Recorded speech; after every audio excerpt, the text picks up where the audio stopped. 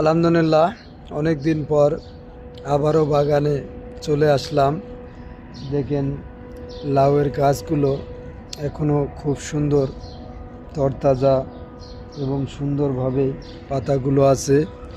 এই যে আমার পিছনে এই যে দেখেন টমেটো বাগান, আসলেই টমেটো বাগানটাতেই খুব সুন্দর টমেটো ধরছে।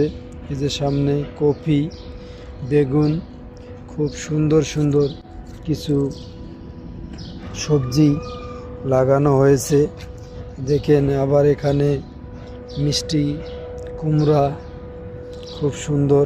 আলহামদুলিল্লাহ যে আবারও লাগা হচ্ছে এদিকে, কারণ একটার পর একটা ফসল এখানে চলবে।